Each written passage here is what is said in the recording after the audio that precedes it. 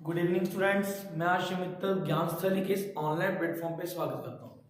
आज हम अपना टीचिंग एप्टीट्यूड के टॉपिक को कंटिन्यू करते हैं। टीचिंग एप्टीट्यूड जो कि आपके पेपर यूजीसी नेट पेपर 1 में बहुत ही इंपॉर्टेंट पार्ट है, जिसमें से मोस्टली जो क्वेश्चन है वो एग्जैक्ट मतलब आपके पक्के नंबर है। अगर आपको ये समझ आ जाए टीचिंग एप्टीट्यूड वाला पार्ट तो ये आपके पक्के नंबर है, ठीक है।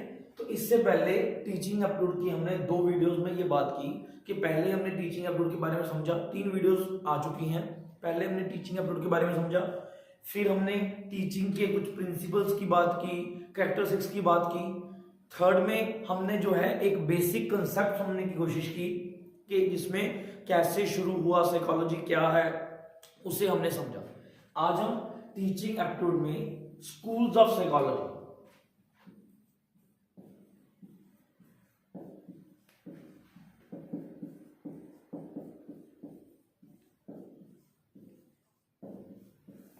आज हम टीचिंग एप्टीट्यूड में स्कूल्स ऑफ साइकोलॉजी को शुरू करेंगे। देखो, स्कूल्स ऑफ साइकोलॉजी में जैसे जैसे हम इज्म की बात करेंगे, आपने वर्ड सुना होगा ना, इज्म, वर्ड सुना होगा इज्म, जैसे वाद, जिसे हिंदी में क्या बोलते हैं, वाद, जैसे naturalism, pragmatism, idealism, functionalism, behaviourism, constructivism. आपने इज्म सुना होगा, वो क्या है, वाद। एक्चुअल में इसका मतलब क्या है, सबसे पहले आपको बताओ कि what is the meaning of ism. तो इज्म का मतलब क्या है, सोच। इज्म का मतलब क्या है, सोच। बच्चे, मेरे को ना कुछ बच्चों के कमेंट्स आ रहे थे कि सर आप इंग्लिश के साथ साथ हिंदी भी लिख दिया करो। देखो, अगर मैं इंग्लिश के साथ साथ हिंदी भी लिखना शुरू कर दूं तो अपना सारा टाइम तो इंग्लिश और हिंदी को लिखने में निकल जाएगा। तो मैं समझाऊंगा आपको कैसे। तो मैं हिंदी बोल तो रहा हूं, आप इतना तो कर ही सकते हो बच्चे कि मैं इंग्लिश लिख रहा हूं, जिन्होंने हिंदी लिखनी है मैं बोल के बता रहा हूं, आप उसे लिख लो।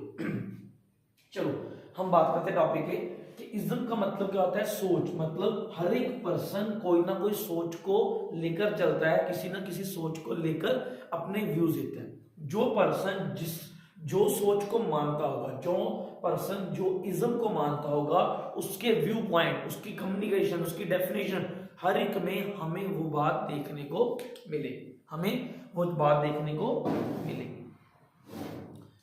आज हम बात कर रहे हैं स्कूल्स ऑफ साइकोलॉजी की। आज हम बात कर रहे हैं स्कूल्स ऑफ साइकोलॉजी। तो सबसे पहले साइकोलॉजी के कौन से स्कूल की बात करते हैं हम, स्ट्रक्चरलिज्म।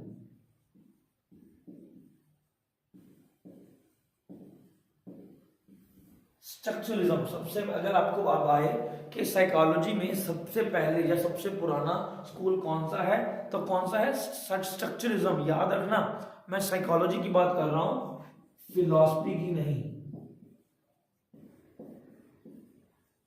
मैं साइकोलॉजी की बात कर रहा हूं, फिलॉसफी की नहीं कर रहा। अगर फिलॉसफी में आएगा तो क्या आएगा, आइडियलिज्म आएगा। क्या आएगा, आइडियलिज्म आएगा। तो हम बात कर रहे हैं स्ट्रक्चरलिज्म, जिसके जनक, जिसके फादर ऑफ स्ट्रक्चरलिज्म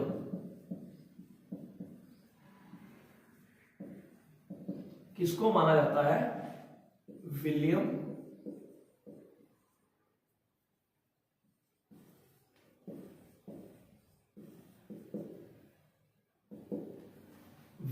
वुंट। किसको माना जाता है, विलियम वुंट।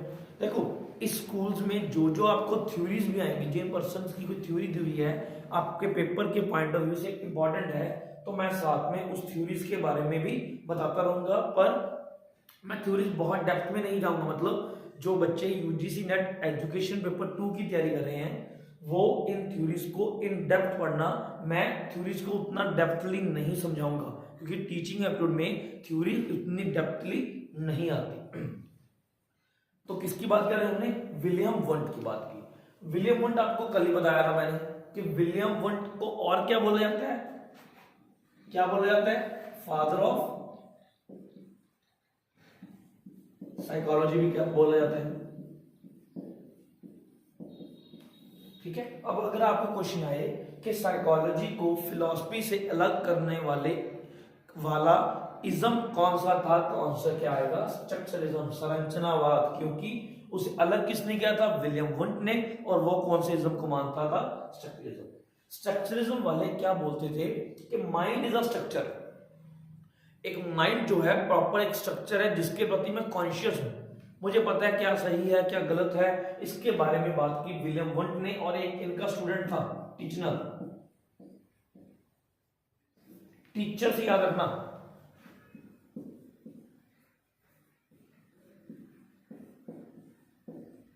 टीचर होते ना मजाक, टीचर से याद रखना टीचनर। दो पर्सन थे जो स्ट्रक्चरिज्म को मानते थे, जिन्होंने क्या बोला? माइंड इज अ स्ट्रक्चर और मैं अपने अपने उसके प्रति, माइंड के प्रति प्रॉपर कॉन्शियस हूं। तीसरी बात एक और समझो, बताना भूल गया। विलियम वुंट और किस चीज के लिए जाना जाता है? विलियम वुंट ने दुनिया की पहली मनोवैज्ञानिक lab, the world first psychological lab, मैं वर्ल्ड की बात कर रहा हूं, इंडिया की नहीं, the world first psychological lab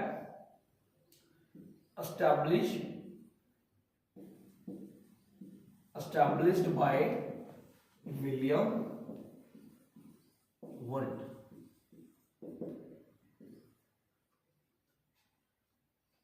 William Wundt. दुनिया की पहली मनोवैज्ञानिक लैब भी स्टैब्लिश किसने की थी? विलियम वुंट ने की थी। कब की थी? 1879। कब की थी? 1879। कहां पर की थी? जर्मनी के एक प्रसिद्ध शहर,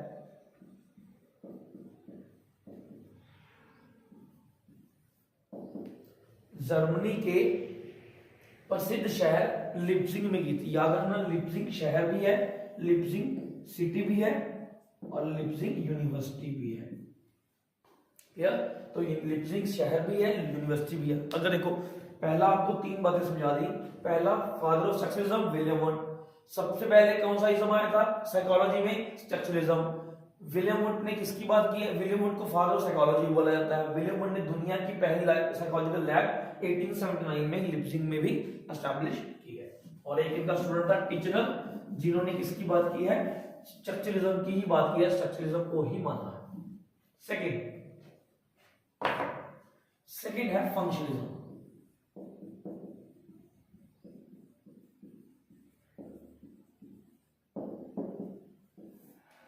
सेकंड हम बात करते हैं फंक्शनलिज्म, जिसके फादर कौन है? जेम्स। अगर आपको क्वेश्चन आए कि स्ट्रक्चरलिज्म के ऑपोजिट कौन सा इज्म है, तो कौन सा इज्म है? फंक्शनलिज्म है। विलियम जेम्स जिसके फादर थे, देखो विलियम जेम्स, मैंने आपको पहले ही बताया विलियम जेम्स ने क्या था?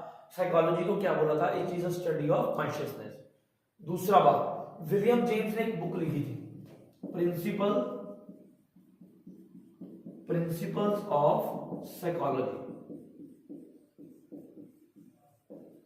कब लिखी थी? 1890 में, जिसमें इन्होंने क्या बोला था कि psychology is the study of consciousness. और देखो विलियम जेम्स क्या बोलते थे? फंक्शनलिज्म मतलब फंक्शन, एक्टिविटीज।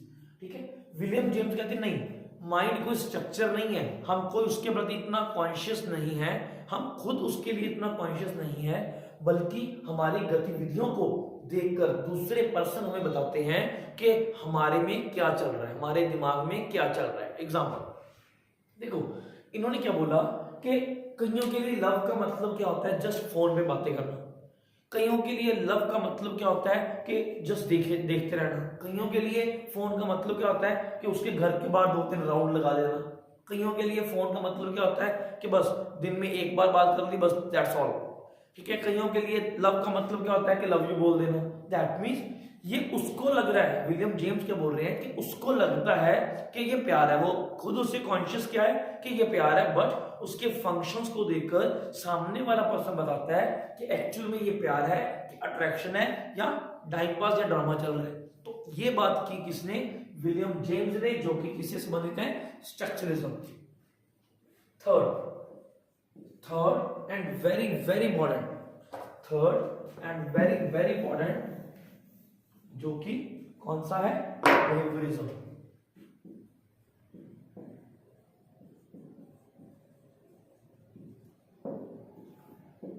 स्टूडेंट्स स्पेलिंग थोड़ा देख लिया करो, वैसे तो स्पेलिंग मोस्टली ठीक ही होंगे, पर कुछ रीजन के कारण या कई बार लिखते टाइम कोई एक ही जगह पर ई या आई लिखना कुछ मिस हो जाता है, तो वो प्लीज देख लिया करो। आप नॉलेज पर ध्यान दो, ना कि स्पेलिंग पर। क्लियर? तो स्पेलिंग अगर आपको कोई लगे कि मैं गलत लिख रहा हूं तो प्लीज उसे चेक कर कर उसे सही कर लेना। ठीक है? वैसे मोस्ट ऑफ द हमारे स्पेलिंग सही ही होते हैं।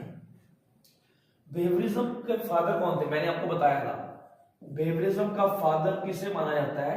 वाटसन को माना जाता है। अभी ना इसमें हम थ्योरीज की बात करेंगे, 3 से 4 प्रश्न आएंगे जिसकी थ्योरीज मैं आपको थोड़ा थोड़ा बता दूंगा ताकि आपको चीज समझ आ जाए, ताकि अगर आपको पेपर में कोई क्वेश्चन आता है थ्योरी के रिलेटेड या थ्योरी के पॉइंट्स के रिलेटेड, तो आप उस थ्योरी को आप उस पॉइंट्स को कर सको।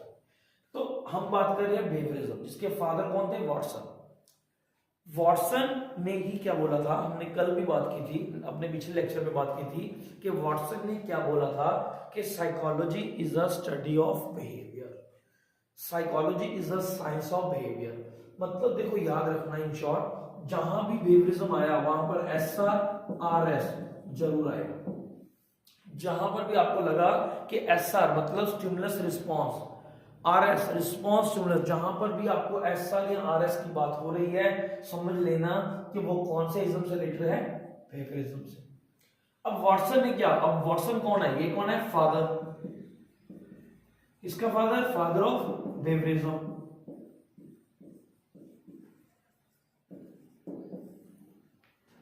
दूसरी बात, इन्होंने ना एक बात बोली, इन्होंने थ्योरी दी थी, कौन सी? Classical conditioning.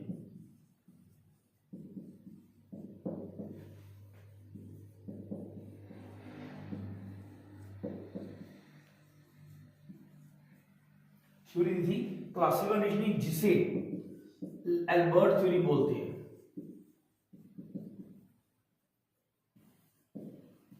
इस थ्योरी के बाद इन्होंने डेफिनेशन दी थी कि मुझे कोई भी बच्चा दो, मुझे भी कोई भी बच्चा दो, मैं उसे वो बना दूंगा जो आप चाहते हो। अगर आप बोलोगे कि इसे मैं डॉक्टर बनाना, मैं डॉक्टर बना दूंगा। अगर आप बोलोगे इसे इंजीनियर बनाना, तो मैं इंजीनियर बना दूंगा। अगर आप बोलोगे इसे चोर बनाना, तो मैं चोर बना दूंगा। मतलब जो आप बोलोगे, मैं थ्रू कंडीशनिंग इसे वो बना दूंगा। हम इसे थोड़ा थ्योरी में भी समझते हैं। क्लासिकल कंडीशनिंग मतलब शास्त्रीय अनुबंध, मतलब एक तरह से बच्चे की लगातार लगातार कंडीशनिंग करना। लिटिल एल्बर्ट क्यों बोलते हैं? एल्बर्ट क्यों बोलते हैं? क्योंकि इनका 11 मंथ का एक बेटा था, 11 मंथ का एक बेटा था जिसका नाम क्या था? एल्बर्ट, जिसे इन्होंने क्या खेलने के दिया? रैबिट खेलने के दिया, खरगोश को खेलने के दिया। मैं थ्योरी की बात कर रहा हूँ, एक्सपेरिमेंट की बात कर रहा हूँ। इनके बेटे को खरगोश के साथ खेलना बहुत अच्छा लगता था, उसके मुलायम मुलायम बालों पर हाथ लगाना इसे बहुत अच्छा लगता था। पर इसमें उसकी कंडीशनिंग क्या की गई? कंडीशनिंग क्या की गई कि जब भी वो खरगोश के पास जाता था या उसे टच करता था, तो उसमें से कोई डरावनी आवाज, ठीक है ना, कोई कोई हॉरर साउंड जो है वो प्रोड्यूस होती थी, उसमें साउंड निकल कर बाहर आती थी, जिससे बच्चा जो था वो क्या था? डर जाता था। ये एक्सपेरिमेंट बार बार किया गया, बार बार इस चीज को रिपीट किया गया, तो क्या देखा गया कि एक टाइम के बाद बच्चे के मन में उसके प्रति डर पैदा हो गया। अब उन्होंने बच्चे को खरगोश खेलने के दिया, पर हॉरर आवाज प्रोड्यूस नहीं की, तो भी क्या देखा गया कि बच्चा खरगोश से डर रहा था। इवन खरगोश के जैसी हर एक चीज से बच्चा डर रहा था। तो इन्होंने प्रूव किया कि बच्चे की जिस तरह से कंडीशनिंग हो जाएगी, बच्चे की लर्निंग भी उसी तरह से होगी। तो ये बात किसने की? वाटसन। क्लियर? जैसे जैसे पर्सन के नाम आएंगे और उनकी कोई इंपॉर्टेंट थ्योरी होगी, तो मैं आपको इज्म के साथ साथ ही करवाता रहूंगा। इसलिए अपना ये इज्म वाला टॉपिक है, 2 से 3 दिन चलेगा, क्योंकि इसमें कम से कम आपको 5 से 10 थ्योरीज करवाऊंगा मैं। ठीक है ना? इंपॉर्टेंट। पहली बात क्लियर हो गई। दूसरा देखो, एक इसमें पर्सन और कौन था? फादर इसका एक ही है, वाटसन, बाकी इसके सपोर्टर हैं या इसे मानने वाले हैं। और दूसरा पर्सन कौन है? थॉर्नडाइक। ठीक है, अब हम थॉर्नडाइक की बात करते हैं। थॉर्नडाइक क्या था? जो बेवरिज्म को मानता था। ठीक है ना? इन्होंने थ्योरी कौन सी दी है? Trial and error.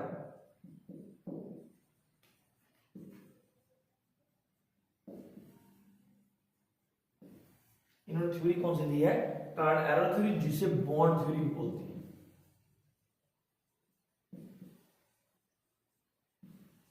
जिसे बॉन्ड थ्योरी भी बोलते हैं। देखो इन्होंने क्या बात की कि बच्चा लर्न करता है ट्राई करके, ट्रायल मतलब ट्राई करके, ठीक है ना, एरर मतलब गलतियां, गलतियां करके। इन्होंने थ्योरी में कहा कि बच्चा लर्न करता है बार बार ट्राई कर कर, गलतियां करता है, ट्राई करता है, फिर करता रहता है, बार बार कर कर वो किसी चीज को सीख जाता है। नेक्स्ट इन्होंने थ्योरी दी बॉन्ड, बॉन्ड होता है संबंध। इन्होंने किसके संबंध की बात की है, एसआर के संबंध। मेरी बात समझो, अगर आया क्वेश्चन एसआर थ्योरी किसकी है, तो थॉर्नडाइक की नहीं है, ये पेवलव की करवाऊंगा मैं। इन्होंने तो बॉन्ड थ्योरी दी है, बॉन्ड में इन्होंने बात की है एस और आर संबंध में। इन्होंने इसे जब आप बॉन्ड को एक्सप्लेन करोगे तो आप कहोगे कि इन्होंने बात की है एस और आर के संबंध की, ना कि एसआर थ्योरी ही इन्होंने दी थी। क्लियर? तो अभी इनके एक्सपेरिमेंट को समझो। देखो मैंने ना आपको कल बताया था, अपने लास्ट लेक्चर में बताया था कि जो साइकोलॉजी है, ठीक है, वो साइंस भी है, वो आर्ट भी है। क्लियर? तो साइंस को साइंस क्यों बोलते हैं, क्योंकि ये प्रूफ मांगती है, क्योंकि इसमें प्रूफ की बात करते हैं। तो हर एक थ्योरी में आपको कोई ना कोई एक्सपेरिमेंट मिलेगा जो प्रूफ करेगा। मतलब अगर मैं बोल दूं कि ये जो मार्कर है इसमें ये कैप लग जाएगा, तो ये कहेंगे नहीं ऐसे नहीं, लगा के दिखाओ कि हाँ लग रहा है। उसी तरह से अगर थॉर्नडाइक ने बोला कि बच्चा ट्रायल एंड एरर से सीखता है, तो वो बोलते नहीं, ऐसे नहीं, आप हमें प्रूफ करके दिखाओ कि रियल में बच्चा ट्रायल एंड एरर से सीखता है या नहीं। क्लियर? इन्होंने एक्सपेरिमेंट किस पर किया, एक भूखी बिल्ली पर किया। इन्होंने एक्सपेरिमेंट किस पर किया, एक भूखी बिल्ली पर किया। इस तरह से ना पिंजरा था, एक पिंजरा था जिसमें भूखी बिल्ली को रखा गया और बाहर क्या रखा गया, फूड रखा गया।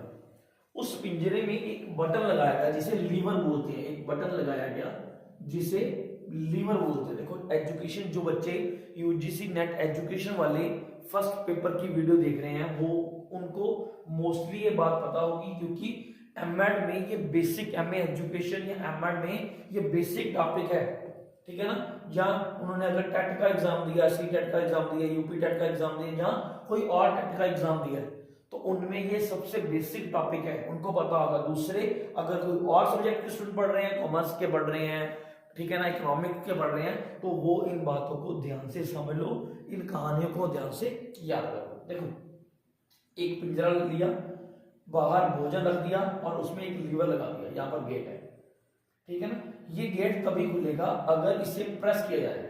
इस गेट के थ्रू बिल्ली को अंदर, इस बिल्ली को एंटर करवाया। तो अगर देखो, अब देखो बिल्ली को भूख लगी हुई है, भोजन सामने, तो वो क्या गतिविधि शुरू करती है, क्या करती है, गतिविधि शुरू करती है। कभी पिंजरा उल्टाने की कोशिश करती है, कभी पिंजरे को तोड़ने की कोशिश करती है, कभी उसे आगे लेकर जाने की कोशिश करे, पुश करके आगे लेकर जाने की कोशिश करती है। मतलब वो बार बार गतिविधि कर रही है। पर अचानक ये काम करते करते अचानक उसका पैर कहां पर लग जाता है, उस लीवर पर पैर रखा जाता है। तो जैसे ही लीवर पर उसका पैर आता है तो वो पिंजरा जो है खुल जाता है, ठीक है। तो बिल्ली क्या है, बिल्ली क्या है, अपने भोजन को प्राप्त कर लेती है। ये एक्सपेरिमेंट ना बार बार किया गया। तो क्या देखा गया, एग्जांपल दे रहा हूं कि अगर बिल्ली ने पहली बार गेट खोलने में, पिंजरा खोलने में 30 मिनट लगाए, एग्जांपल है जैसा, तो अगली बार 25 लगा रही है, अगली बार 23 लगा रही है, अगली बार 21 लगा रही है, अगली बार 20 लगा रही है, 15 लगा रही है। करते करते एक टाइम ऐसा आ गया कि बिल्ली को पिंजरे में बंद किया गया और उसने साथ ही साथ लीवर दबाया और बाहर आ गया। मतलब बिल्ली को अब पता लग गया कि ये लीवर मेरे आजादी का लीवर है, ठीक है ना। तो उसे कैसे पता लगा, ट्राई करके उसने बार बार ट्राई किया, अब उसे पता लगा कि कोई काम कैसे होगा। तो इन्होंने कहा कि बच्चा भी लर्न करता है ट्राई करकर, बार बार ट्राई करता रहता है, देखता रहता है, ट्राई करता रहता है, और करते करते बच्चा सीख जाता है। तो ये बात किसने की, थॉर्नडाइक ने। इसके क्वेश्चन आता है कि जो बॉक्स में थॉर्नडाइक ने बिल्ली को रखा उसे क्या बोलते हैं, उसे क्या बोलते हैं, पजल बॉक्स। ये नोट कर लो कि जो बॉक्स में थॉर्नडाइक ने बिल्ली को रखा, भूखी बिल्ली को रखा, तो उसे क्या बोलते हैं? Puzzle box. अब हम इसके लॉज की बात करते हैं। अभी थ्योरी कंप्लीट नहीं हुई, अब हम इसके लॉ की बात करते हैं। Laws given by Thorndike.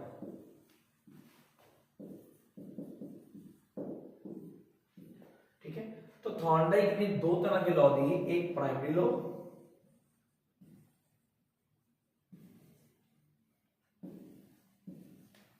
एक सेकेंडरी।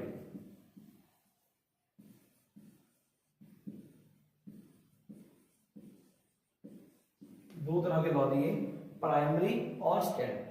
देखो प्राइमरी मतलब मेन, सेकेंडरी मतलब सेकेंडरी। पेपर में आपके मोस्ट ऑफ आपके जो यूजीसी नेट पेपर 1 है ना, उसमें प्राइमरी लॉ ही आते हैं। हम प्राइमरी लॉ के बारे में ही समझेंगे। जो यूजीसी नेट पेपर 2 के स्टूडेंट हैं, ठीक है, उनके थर्ड जो पार्ट, यूनिट थर्ड जो साइकोलॉजी वाला थर्ड है, वो अपने सेकेंडरी लॉज भी याद कर लेना। मैम ने आपको सेकेंडरी लॉज करवाए होंगे, वो थोड़ा सा पढ़ लेना। एसोसिएटिंग शिफ्टिंग की बात की है, वो सारे पॉइंट पढ़ लेना। मैं कौन से लॉज कराऊंगा? प्राइमरी लॉ, क्योंकि हमारे पास टाइम बहुत कम है। जो टॉपिक पेपर में आएगा, जो कंटेंट पेपर में आना है, हम एक बार उसी के बारे में बात करेंगे। तो थॉर्नडाइक ने 3 तरह के लॉ की बात की। फर्स्ट लॉ ऑफ रेडीनेस,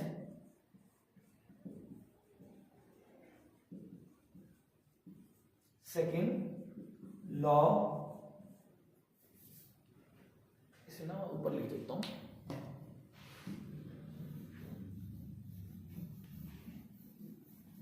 इसे मैं ना रब कर रहा हूं, आप समझ रहे हैं कि मेमोरिज्म की बात कर रहे हैं हम प्राइमरी लॉ की समझेंगे।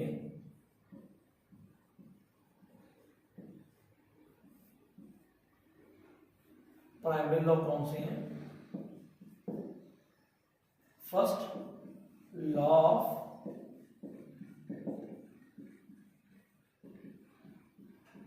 फर्स्ट है law of readiness, second law of exercise, third है लॉ इफेक्ट। याद रखना, एक्सरसाइज को लॉ ऑफ यूज भी बोलते हैं, एक्सरसाइज को लॉ ऑफ यूज भी बोलते हैं। ठीक है ना। देखो ये ना क्वेश्चन आया हुआ है कि थॉर्नडाइक ने अपने थ्योरी में सबसे ज्यादा मेन फोकस कौन से लॉ के ऊपर किया। देखो अगर मैं थ्योरी का नाम देखो कि ट्रायल एंड एरर, ठीक है ना, तो उससे मेरे को क्या लग रहा है कि थॉर्नडाइक ने अपनी थ्योरी में सबसे ज्यादा मेन फोकस कौन से लॉ पे किया होगा? ट्रायल एक्सरसाइज, है ना। ट्रायल एरर मतलब ट्राई करना, तो एक्सरसाइज में किया होगा। तो मोस्ट ऑफ द स्टूडेंट ये क्वेश्चन गलत कर देते हैं कि जी थॉर्नडाइक ने एक्सरसाइज पर मेन फोकस किया, पर गलत। थॉर्नडाइक ने मेन फोकस कौन से लॉ पर किया है? Law of readiness. कौन सा लॉ पर है? Law of readiness. Law of readiness में उन्होंने वो क्या बोला? उन्होंने बोला कि बच्चे का लर्न करने के लिए सबसे पहले खुद रेडी होना जरूरी है। बच्चे का लर्निंग करने के लिए खुद रेडी होना जरूरी है, तभी बच्चा लर्न करेगा। फॉर एग्जाम्पल देखो, ये बोले कि हम किसी जानवर को पानी तक तो लेकर जा सकते हैं, पर उसे पानी पीने के लिए मजबूर नहीं कर सकते। पानी वो तभी पिएगा अगर उसका मन करेगा। तो इन्होंने मेन बात किसकी की? रेडीनेस, के बच्चे का खुद रेडी होना जरूरी है। अगर बच्चे पर एग्जाम्पल लो तो वो क्या होगी कि मैं किसी बच्चे को धक्के से किसी इंस्टीट्यूट में भेज सकता हूं, धक्के से किसी ऑनलाइन क्लासेस को लेकर दे सकता हूं, पर पढ़ेगा वो तभी अगर उसका मन करेगा। तो सबसे पहले मेन फोकस क्या था? रेडीनेस। सेकेंड है लॉ ऑफ एक्सरसाइज। कहते ठीक है बच्चा रेडी हो गया, तो इसका मतलब ये नहीं है कि बच्चा रेडी हो गया तो अब वो काम को कर ही लेगा। अब उसका बार बार उसका प्रैक्टिस करना, एक्सरसाइज करनी भी जरूरी है। अगर वो बार बार एक्सरसाइज करेगा, ट्राई करेगा, उसे बार बार करके देखेगा, तो ही बच्चे की लर्निंग होगी। Third law of effect. Law of effect मतलब इसे पेन एंड प्लेजर प्रिंसिपल भी बोलते हैं, इसे पेन एंड प्लेजर प्रिंसिपल भी बोलते हैं।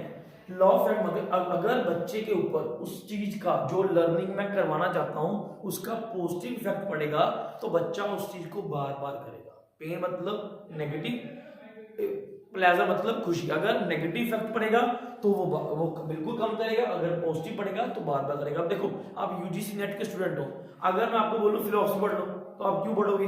नेगेटिव इफेक्ट पढ़ा के आपके काम ही नहीं है। अगर आपको मैं बोलूं टीचिंग एप्टीट्यूड पढ़ो, रिसर्च एप्टीट्यूड पढ़ो, तो आप सभी पढ़ कर आओगे। दैट मीन्स अगर उस पर पॉजिटिव इफेक्ट पड़ेगा तो वो बार बार लर्न करेगा, नेगेटिव पड़ेगा तो कम लर्न करेगा। और एक और बात याद रखना, ये थे लॉस। और एक और बात याद रखना, थॉर्नडाइक अमेरिका का पहला साइकोलॉजिस्ट था जिसने एनिमल्स के ऊपर एक्सपेरिमेंट किया। किसके ऊपर एक्सपेरिमेंट किया? एनिमल्स के ऊपर। और इन्होंने 1898 में एक अपनी बुक लिखी, या डेजिटेशन बोल दो या थीसिस बोल लो, एनिमल इंटेलिजेंसी।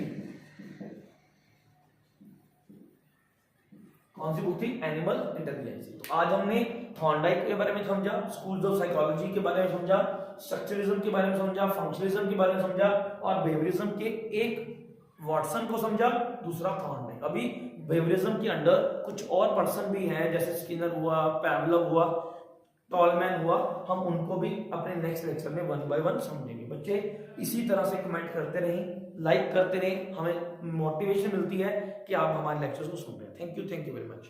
लास्ट लेक्चर ना, जो last to last second lecture है, वो बहुत कम स्टूडेंट ने सुना है। शायद उनको लगता होगा कि ये बेसिक चीजें हैं, हमें आती होंगी, तो प्लीज ये मत समझो कि वो आती है, पर उसे एक बार अपनी नजरों से निकाल लो, ठीक है? चाहे थोड़ा फास्ट करके निकाल लो, क्योंकि उसमें से भी आपको क्वेश्चंस आने की उम्मीद है। Thank you very much students.